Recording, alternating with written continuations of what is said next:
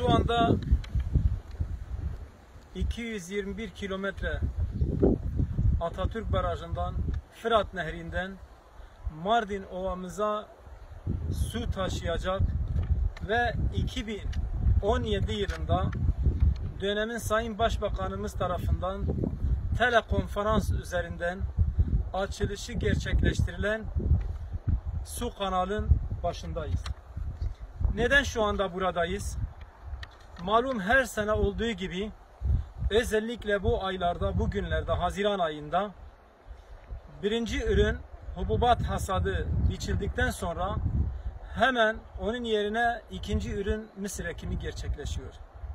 Malumunuz Mardin ilimizin, Kızıltepe Ovamızın coğrafyası, toprakları çok bereketlidir. Mezopotamya topraklarıdır. İkinci ürün mısır ekimi için su lazım. Su için de elektrik lazım. Yani su olmadan mısır olmaz, elektrik olmadan su olmaz.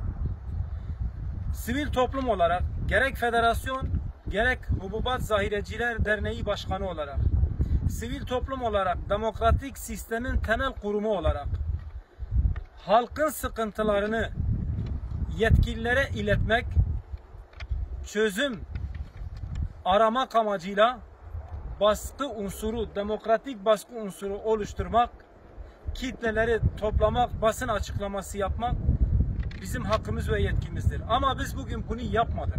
Neden yapmadık? Bugün Kızıltepe Ovası'nda neredeyse beton kaynıyor. 50 dereceye yakın bir sıcaklık var. Ve insanlar çok gergin. Çünkü kimi mısır tohumu ekmiş, şu anda elektrik kesintisi başladı yine. Kimisi de mısır ekecek, ekemiyor. Ben notlarımı da aldım. Teknik olarak da arada bir kağıda bakacağım. Bu notları da okuyacağım. Ve bu açıklamayı basına göndereceğiz.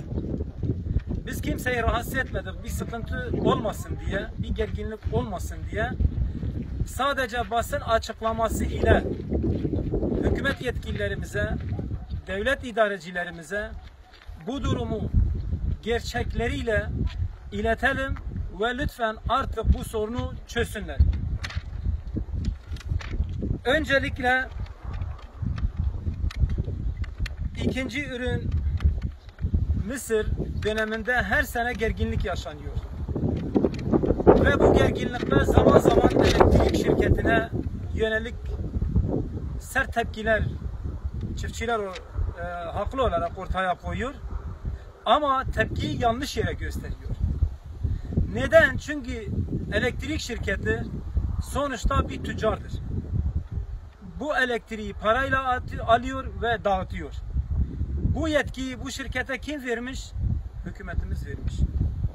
Çiftçi bu üretimi yapıyor. Mısırı ekiyor, buğdayı ekiyor. Su ihtiyacı var. Kendi imkanlarıyla kuyular açmış.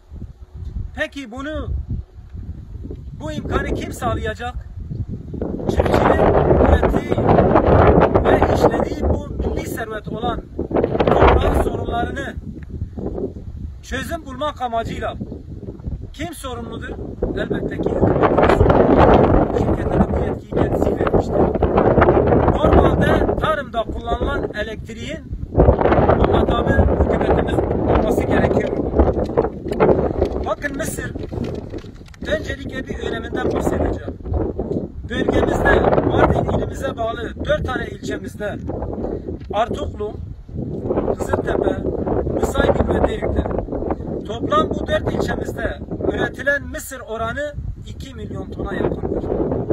Bu da ülkemizde üretimi gerçekleşen toplamda 6 milyon ikinci ürün mısırın 1/3'üne tekabül etmektedir. Mısır olmadan olur mu? Olmaz. Çünkü ülkemizin ihtiyacı var.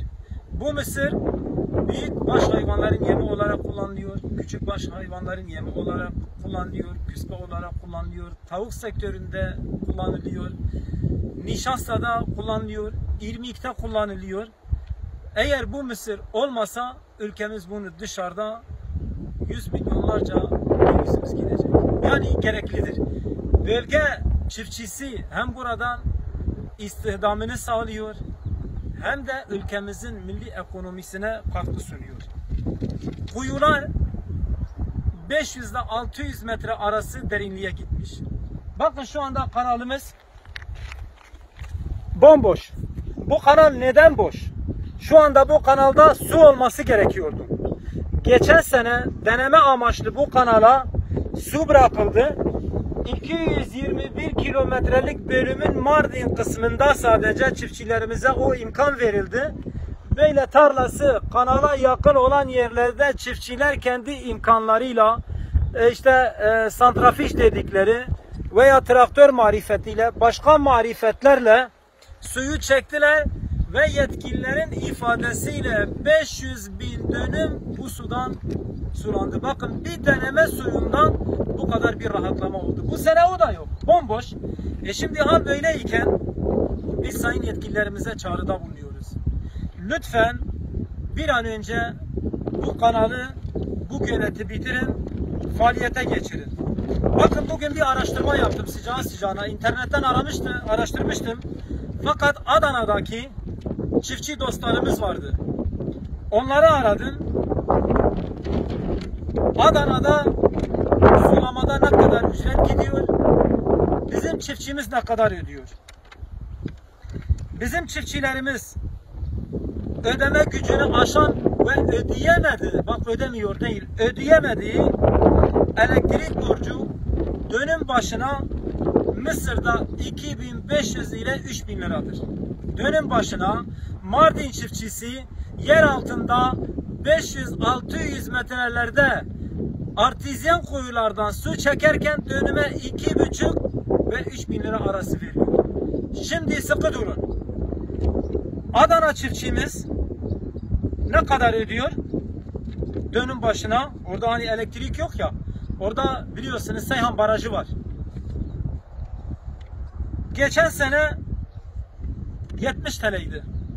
Buğday da mısır 70 TL. Arayıp sorabilirsiniz. Ben birebir Adana'daki çiftçilerden bunu öğrenmişim. Bu sene 150 lira dönüm başı sulama. Bir şey daha söyleyeyim. Onu da öğrenmiş oldum. 150 liranın yarısını da devletimiz Adana'daki, Çukurova'daki barajların olduğu yerde yarısını çiftçilere hibe olarak destek veriyor. Çiftçi ne kadar ödüyor Adana'da? Dönüme bu sene 75 lira ödeyecek. Bizde ise 3000 lira. 3000 lirayı teknik ve matematik hesabıyla açıklıyorum. Ve sayın yetkililerimizin vicdanına bırakıyorum. 3000 lira bölü 75 tam 40 kat. Yani şu anda bu boş kanalın çevresinde arazisi olan Mardin'deki çiftçiler dönüm başına Çukurova'da ve diğer bölgelerimizde sulama barajlarının olduğu yerdeki çiftçilere göre tam 40 kat fazla sulama bedeli ödüyor. Bunu ödemesi de mümkün değil, ödeyemiyor. Şimdi bu konuda kim haklı kim haksız? Her sene bu kavgalar oluyor, bazen İpek yolu kapanıyor, bazen DAEŞ hedef alınıyor, gerginlik oluyor, siyasiler üzerinde çiftçilerin haklı tepkisi oluyor. Kim haklı, kim haksız? Öncelikle çiftçi yerden göğe kadar haklıdır. Çiftçi çünkü milli servetin eziyetini çekiyor. Hammallığını yapıyor ve elektrik borcu altında icralık oluyor. Gelelim şimdi şirkete. Şirket de haklıdır. Çünkü bu elektriği parayla alıyor, parayla satıyor. Ben geçende üst düzey şirketin yetkililerini aradım. 4 ilçemizde tarımda kullanılan abonelerde 10 trilyona yakın alacakları var. Ha, çiftçi ödeyemiyor. Onlar da zor durumda. Diyor ki biz zaten bunu parayla alıyoruz. Para tahsil etmediğimiz zaman da biz bu sefer satamıyoruz. Satmıyoruz. Bu işte kim zarar ediyor? Olmaz. Burada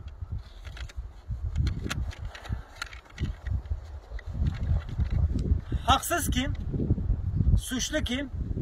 Suçlu başta ben ve benim gibi toplumda sivil toplum olarak, kanaat önderleri olarak, toplumun öncüleri, girişimcileri olarak, sonra siyasetçiler olarak yerelde ve genelde 1975 yılından beri bu barajın temelleri atılmış. Şu anda 48. yıl dönümünü kutluyoruz. Ve kanallarımız bomboş.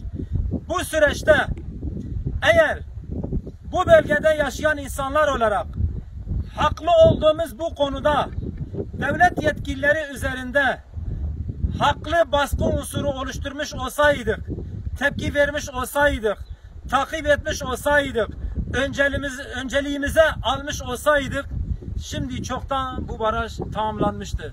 Allah aşkına ben herkese soruyorum. Bu ülkede 48 yılda bitirilmeyen hangi proje var? Allah rızası için sulama kanalları Mardin Ovası'nda sulamaya açılıncaya kadar tarımda kullanılan elektriği nasıl Çukurova çiftçimize baraj olmasına rağmen 150 liranın 75 lirasını yarısını devletimiz karşılıyorsa bu bölgedeki sulama ücretlerini de Adana'daki çiftçi kardeşlerimizin ödediği ücrete göre eşitlendirsinler. Talebimiz budur. Konu budur özetle. Lütfen bir an önce bu sorunu çözün. Yani insanlar çok gergin, yazıktır, günahtır.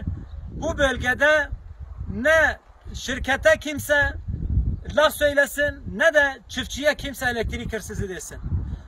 Konuyu muhatabıyla birlikte doğru teşhis koyduğumuz zaman ve sorumlu muhatap kimse eğer bütün taleplerimizi iletip tepkimizi oraya yönelik verdiğimiz zaman hem amacına ulaşılır hem de bağcıyı dövmeden üzümü yemiş oluruz.